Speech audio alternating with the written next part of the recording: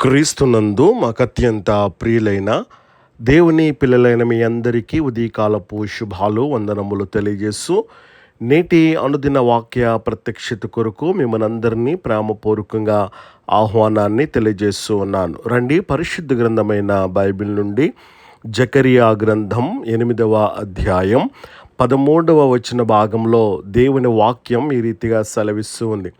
మీరు ఆశీర్వాదస్పదమగునట్లు నేను మిమ్మును రక్షింతును. మీరు ఆశీర్వాదస్పదమగునట్లు నేను మిమ్మును రక్షింతును.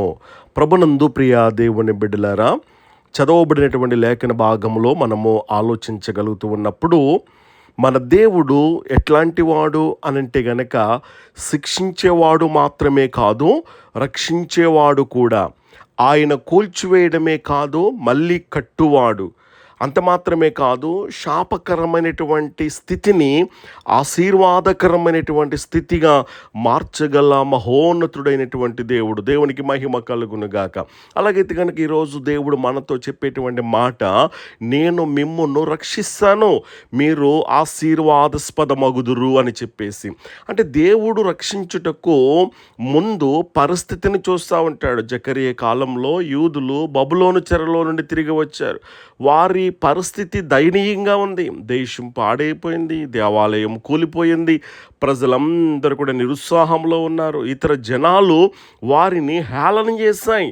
వారు ఒకప్పుడు దేవుని ప్రజలు, కానీ ఇప్పుడు ఇతరులకు శాపానికి చిహ్నంగా కనిపిస్తూ ఉన్నారు. కానీ దేవుడు చెబుతున్న మాట ఏంటో తెలుసండి, మీ పరిస్థితి చివరి మాట కాదు, నా వాగ్దానమే చివరి మాట అని చెప్పేసి. అలాగైతే కనుక ఈరోజు మీ జీవితం కూడా ఓడిపోయినట్లుగా కనిపించవచ్చు. అప్పులు ఉండవచ్చు, అనారోగ్యం ఉండవచ్చు, కుటుంబంలో సమస్యలు ఉండవచ్చు, సేవలో నిరుత్సాహం ఉండొచ్చు, ఎన్నో రకాలైనటువంటి భయాలతో భయపడుతూ ఉండొచ్చు. కానీ దేవుడు చెబుతున్న మాట, నేను నిన్ను రక్షిస్తాను. 34వ సంకీర్తన 19లో మనం చదువుతూ ఉన్నప్పుడు, నీతిమంతునికి అనేకమైనటువంటి ఆపదలు కలుగుతూ ఉంటాయి, కానీ యెహోవా వాటన్నిటిలో నుంచి అతన్ని తప్పిస్తాడని దేవుని వాక్యములు మనం చదువుతున్నాం. రక్షణ యొక్క ఉద్దేశం ఆశీర్వాదముగా చేయుట. దేవుడు కేవలం సమస్యల నుండి బయటకు తీసుకురావడానికి రక్షించడు.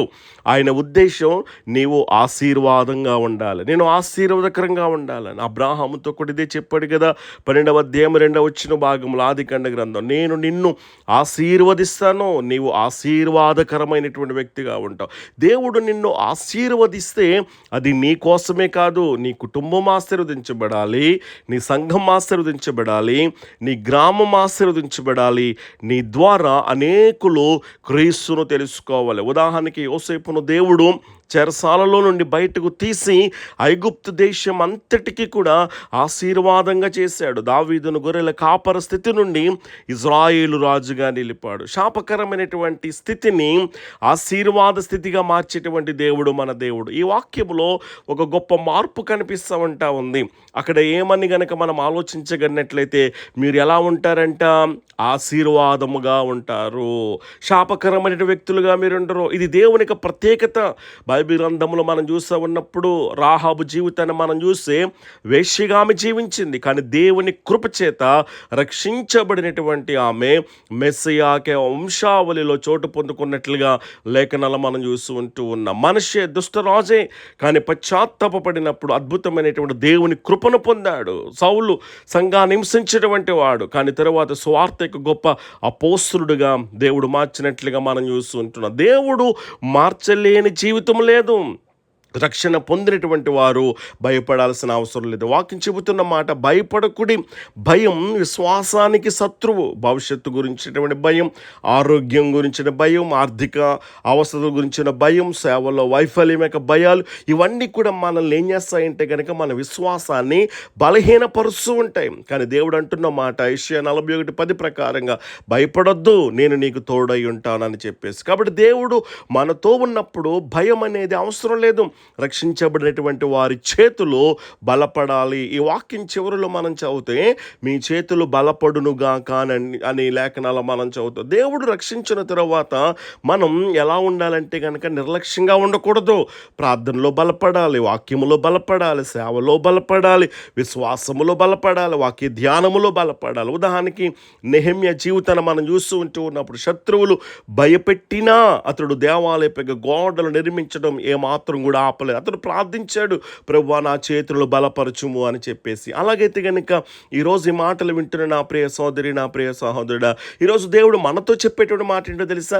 ఒకవేళ బహుశా నీవు కష్టాల్లో ఉండవచ్చు, జనుల యొక్క దృష్టిలో నీవు ఓడిపోయినటువంటి వాడిగా ఉండొచ్చు, నీ జీవితము శాపముగా కనిపించవచ్చు. కానీ అద్భుతమైనటువంటి రీతిలో కృపగల దేవుడు ఈ రోజున ప్రకటిస్తూ ఉంటూ ఉన్నాడు, నేను నిన్ను రక్షిస్తాను, నేను నిన్ను విడిపిస్తాను, నీవు ఆశీర్వాదముగా ఉంటావని చెప్పేసి. భయపడద్దు, నీ చేతులను నేను బలపరుస్తాను అని చెప్పేసి. అలాగైతే కనుక ఈ రోజున ఈ రీతిగా నీవు ప్రార్థించగలవా? నా పరిస్థితిని ఆశీర్వాదముగా మార్చు ప్రభు అని చెప్పేసి కనుక నీవు ప్రార్థించగలిగినట్లయితే, ఇదిగో ప్రభు నన్ను మాత్రమే కాదు నా ద్వారా అనేకులను ఆశీర్వదించుము, నా భయాలను తొలగించి నా చేతులను బలపరచుమని గనుక నీవు గనుక ప్రార్థించగలిగినట్లయితే నీ జీవితంలో ప్రతి విధమైనటువంటి శాపకరమైనటువంటి పరిస్థితిని ఆశీర్వాదకరమైన స్థితిగా మారుతుంది. కన్నీళ్లను సాక్ష్యాలుగా మారుస్తాడు. ప్రతి విధమైనటువంటి అపజయాలను విజయాలుగా దేవుడు మారుస్తాడు. కాబట్టి దీనిపై వాగ్దాన ప్రకారంగా కృపగల దేవుడు మనకిస్తున్నటువంటి అద్భుతమైనటువంటి వాగ్దానం, మీరు ఆశీర్వాదాస్పదమగునట్లు నేను మిమ్మును రక్షిస్తాను అని చెప్పేసి. కాబట్టి ఆ రీతిగా కృపగల దేవుడు సియోను నుండి మనల్ని దీవించి ఆశీర్వదించి విస్తరింపచేయును గాక. ఆమేన్.